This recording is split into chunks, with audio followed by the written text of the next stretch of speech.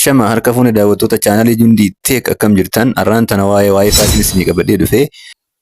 Sana dura obboleeyyan chaanala kanaaf haaraa taatan chaanala kana subscribe share godhuu hin dagatinaa isiniin jecha amma gara WiFi isin dabarsa. Arraan tana waa'ee WiFi waa lamaan isinii qabadhee dhufe. Inni jalqaba WiFi kana dura connect itti gootanii jirtan garuu kan password isaa hin beekne akkasuma immoo WiFi tasuma connect isin godhin kan password isaa illee hin beekne haala kamiin password isaa beekuu dandeenya waan jedhuun isinii qabadhee dhufee jira. WiFi kana dura connect goonee jirru garuu kan password isaa wallaalle password isaa argachuudhaaf maal godhuu qabna? Jalqaba silkii keenyarraa gara settingii deemna. Erga settingii seennee booda WiFi kajeura gattu qabna. WiFi kajeura gattu qabna. Okay, ammaan tana WiFi kajeura yeroon gattu qabdu Jundi 7100 kaja kanatti connect godhee jira. Isa kana amma password hin beeku yoo ta'e password isaa akkamittiin beekuu danda'a waan jedhuun isin agarsiisee jechuudha. So password isaa hin beeku yoo ta'e isarraan gattu qabda. WiFi kana dura WiFi connect gootanii jirtan irra gattu qattanii.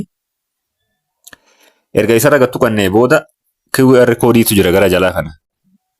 Qarzii gara dhumaa kanarra QR koodiitu jira gara mirgaatiin QR koodii kanarra gattu qattanii. Erga QR koodii gattu qattanii booda haala kanaan QR koodii isiniif baasa jechuudha. Koodii kana maal gootanii screenshot godhattan koodii kana jechuudha. Silkii keessan gubbarraa akka gataxooytaniiti screenshotiin as keessa jirti. Screenshot kajeeu kana argattu qattanii jechuudha. Yeroo kana silkii keessan screenshot isin godha. Erga screenshot godhattanii booda amma gara step itti aanutti dabarraa jechuudha. Gara Play Store deemna. Okay, gara Play Store deemnee application tokkotu jira. Application san buufannaa jechuudha. Okay, appiin kun QR barcode reader jedhama. QR barcode reader jennee yeroo itti barreessinu application kan nu tarreessaa kanneen keessaa QR barcode reader kajamu kana isa kana jechuudha. So isa kana gabbuufannaa jechuudha. Kana dura buusee waan jiru jecha kiyya open jaa. Kan keessan ammoo isa kana gabbuufattanii silkii keessan irratti install godhattanii jechuudha. Silkii keessan irratti install erga godhattanii booda application kana bantanii. Okay, application ni bantanii. Erga bannee booda haala kanaan isinii fida. San booda barcode reefuun tana screenshot goone san asirraa scan image kajeeu kana gattuine QR code san itti galfannaa jechuudha. Asirraa QR code kiyya haala kanaan itti galchaa. Haga QR code qofa murree irraa murree haga QR code san qofatti galchinaa jechuudha.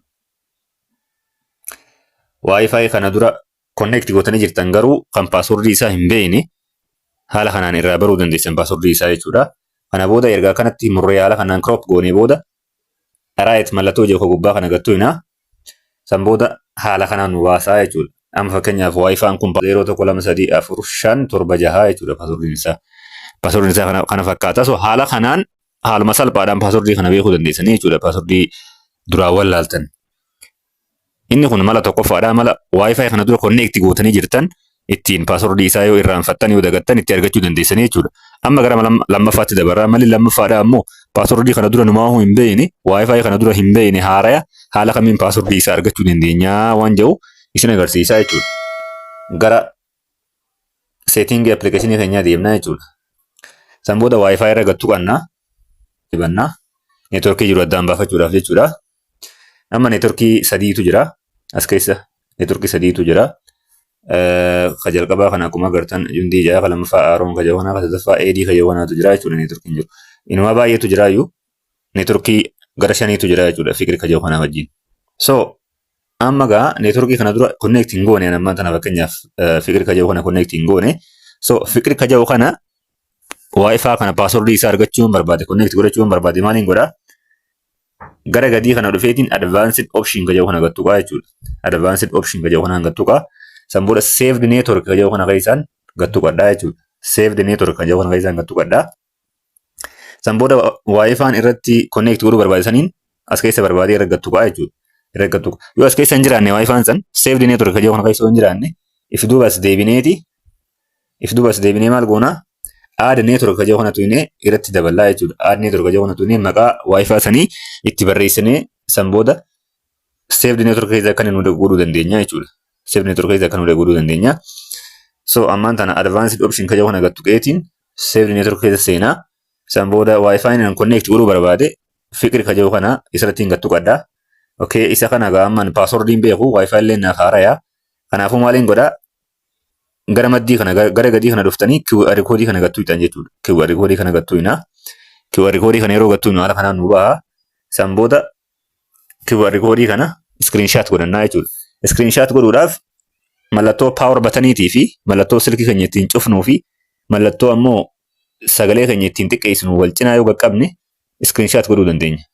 Mallattoo silkii keenya cufnu kan power buttonii fi mallattoo ammoo volume down gootu mallattoo volume gannuu xiqqeessitu wal cinaa yoo qaqqabne teenyeen screenshot godhuu dandeenya bakka takkaa jechuudha.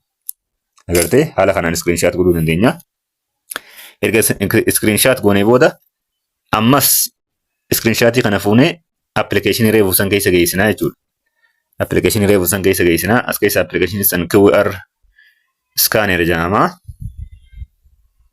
QR scanner kana banna. Erga application kana bannee booda if duba deebinee iddoo scan image jedhu kanatti gattu qabna. Yeroo kana QR koodii reefuun tana screenshot goone san nuuf fida. Isarra gattu qabna jechuudha. Yeroo isarra gattu qabnu haala kanaan nuuf fida. Isa kana gaa crop goonee xiqqeessinaa jechuudha. Akkaataa inni nu barbaadutti haga QR koodii qofatti deebisnaa jechuudha. Crop goonee haga QR koodii qofatti deebifna haala kanaani. Okay. Haala kanaan haga QR koodii qofatti deebisnaa. San booda right jennaani jechuudha. San booda right jennaan. Haala kanaan password nu baasa jechuudha. Amma fikir kun fakkeenyaaf no password jedha. No password. Password ittiin godhanne amma gurbaan kun. Namni kun password ittiin godhanne so haala kanaan password nu baasuu danda'a. Amma kun password hin qabu. Kanaafuu directly connect godhachuu dandeenya. Mee khabiraa haa yaallu. Fakkeenyaaf khabiraa haa yaallu. Khabiraa warreen jiran keessaa setting keessa seennee san booda wifi keessa seennee san booda advanced option ka jedhu kanas keessa seennaa saved network ka jedhu kana keessa seennaa jechuudha. San booda mee fakkeenyaaf mangee ka jedhu kana barbaannu mangee ka jedhu kana irratti click godhaa. San booda QR koodii isaatiin fudhadhaa jechuudha. QR koodii isaa yookaan haala kanaan silka keessan gubbaarraa gata tooyitanii screenshot ka jedhu kanaan screenshot godhachuu dandeessanii. San booda cuftanii garam deemtanii gara applicationii QR koodii scanner san deemtanii jechuudha. QR koodii scanner deemtanii